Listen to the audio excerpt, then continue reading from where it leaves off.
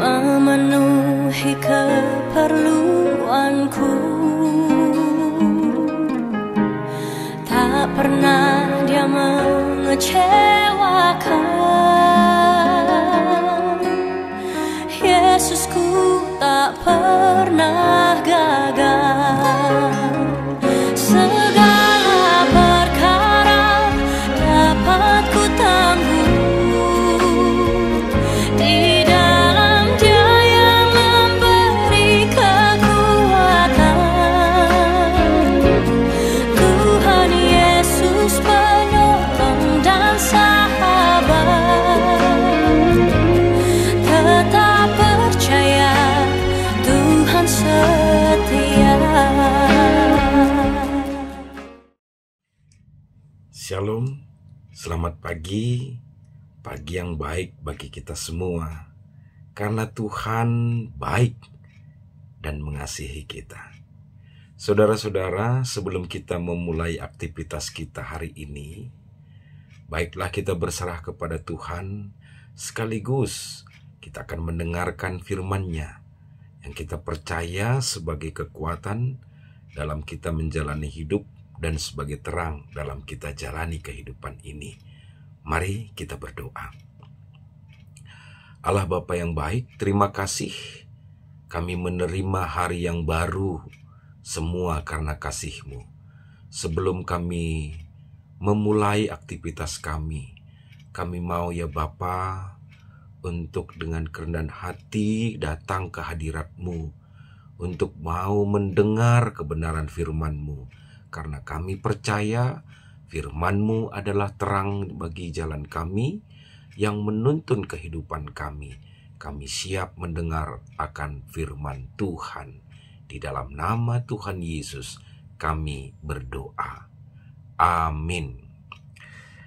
Saudara-saudara yang dikasihi Tuhan, firman Tuhan yang menjadi sapaan teduh di pagi hari ini bagi kita terambil dari Kisah Para Rasul pasalnya yang ke-22 ayat 18 sampai ayatnya yang ke-19. Demikian firman Tuhan. Aku melihat Dia yang berkata kepadaku, lekaslah, segeralah tinggalkan Yerusalem, sebab mereka tidak akan menerima kesaksianmu tentang aku. Jawabku, Tuhan, mereka tahu bahwa akulah yang pergi dari rumah ibadat yang satu ke rumah ibadat yang lain, dan yang memasukkan mereka yang percaya kepadamu ke dalam penjara dan menyesahkan mereka. Saudara-saudara yang dikasihi Tuhan Yesus Kristus, saya mencoba mengambil tema sapaan teduh pagi ini, kesetiaan dalam pelayanan. Saudara-saudara, pernahkah kita mengalami dalam kehidupan kita ada perasaan tertekan, perasaan cemas, dan juga mungkin ada perasaan takut? Saya yakin kita pasti pernah mengalaminya. Pertanyaan berikutnya tentu, apa dan bagaimana kita mampu melewati tekanan tersebut? Apakah kita meratap? Atau mungkin kita marah? Mungkin ada kata umpatan? Atau mungkin kita bisa juga menangis? Atau kita berserah? Renungan pagi ini mengingatkan kita akan pengalaman Rasul Paulus yang mengalami suatu situasi yang tidak baik-baik karena adanya orang-orang yang mencoba menangkap dan juga tentu menghakiminya. Pertanyaannya, bukankah Paulus memberitakan kabar baik? Mengapa banyak orang membencinya bahkan mencoba mencelakainya? Apakah Paulus melakukan perbuatan yang tidak baik? Menjawab pertanyaan-pertanyaan ini menjadi perenungan kita di pagi hari ini. Benar bahwa Paulus pernah melakukan suatu pelanggaran dengan perbuatan-perbuatannya yang tidak baik, bahkan menangkap orang percaya kepada Yesus Akan tetapi, kita bisa melihat bahwa Yesus mengubahkan dirinya dalam pertemuannya dengan Paulus. Dari Saulus menjadi Paulus. Jika kita menyebut perubahan ini sebagai bentuk pertobatan, maka dapat dikatakan, ya, Paulus telah bertobat dan memulai pelayanannya dengan perubahan diri, perilaku, dan iman yang dimilikinya. Paulus dalam perubahan dirinya melakukan pekabaran Injil Yesus dengan sungguh-sungguh, dengan hati. Namun, berjalan dalam jalan Tuhan tidaklah membuat dirinya baik-baik saja. Justru banyak tantangan bahkan ancaman yang diterima olehnya. Artinya, melakukan perbuatan baik tidaklah menjamin bahwa kita pasti lepas dari yang namanya persoalan. Dapat dibenci, bahkan mungkin ketika kita melakukan hal baik pun, bisa jadi perbuatan baik tidak menjamin kita mendapatkan hal yang baik. Bahkan bisa jadi kita mendapatkan ancaman yang pasti membuat kita susah. Pesan pertama renungan ini menyatakan bahwa kita sebagai orang percaya pasti mengalami pergumulan dalam kehidupan ini. Pengalaman hidup Paulus menjadi perenungan. Sekaligus yang kedua, bagaimana Paulus kita bisa melihat tetap setia melakukan pelayanannya sekalipun ada banyak tantangan yang dihadapi. Kesetiaan kepada Tuhan menjadi komitmen bahwa sekalipun kita mengalami atau menghadapi masalah dalam tantangan kehidupan ini, kita tetap setia dan terus mengandalkan Tuhan. Orang yang setia kepada Tuhan, pasti Tuhan itu lebih setia mengasihi, menolong, bahkan ketika kita menghadapi pergumulan itu pasti Tuhan hadir.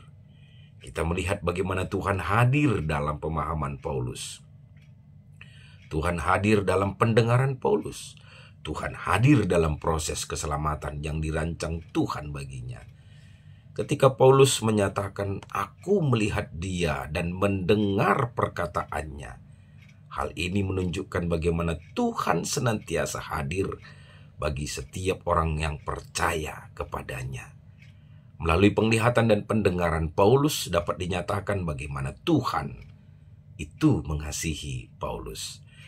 Apa yang dialami Paulus menunjukkan kehadiran Tuhan yang menyelamatkan dirinya dari ancaman orang-orang yang mencoba untuk menangkapnya.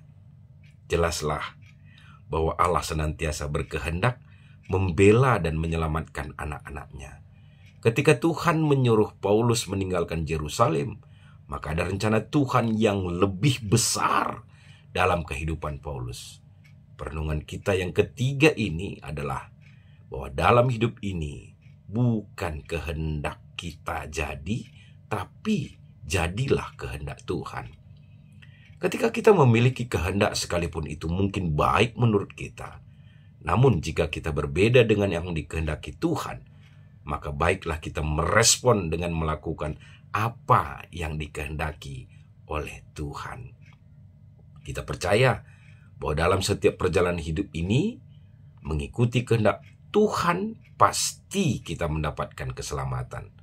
Menjadi perenungannya adalah, mungkin boleh saja saat ini ada yang kita harapkan belum terjadi seperti yang kita harapkan. Atau mungkin saja kita telah berdoa meminta kepada Tuhan, berikanlah aku kesehatan ya Tuhan, baiklah aku menjadi baik-baik saja.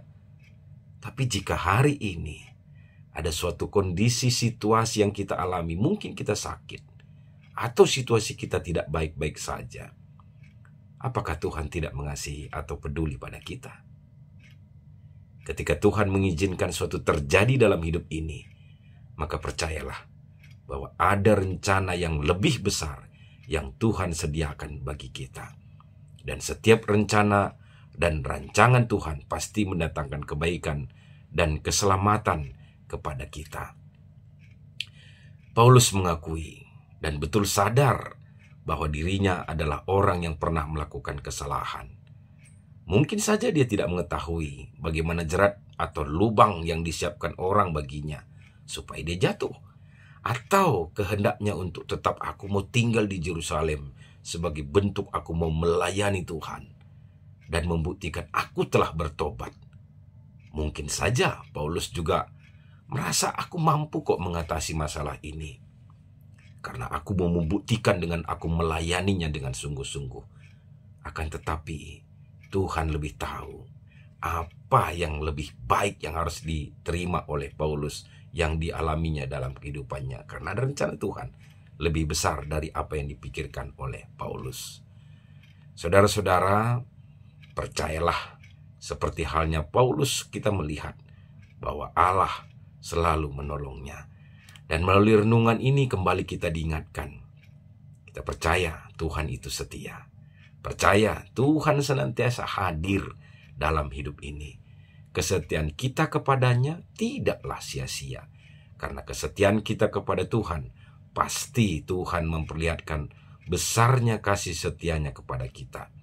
Apapun yang menjadi pergumulan kita, baiklah senantiasa kita mendengar dan melihat rencana dan rancangan Tuhan dalam kehidupan kita.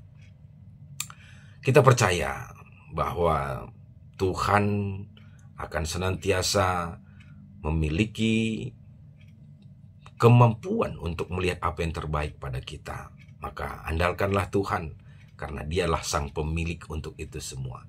Ia akan memberikan yang terbaik dalam kehidupan kita.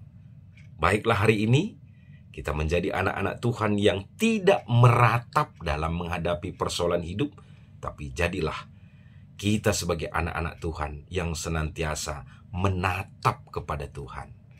Selamat pagi saudara-saudaraku. Kiranya Tuhan memberkati kita semua.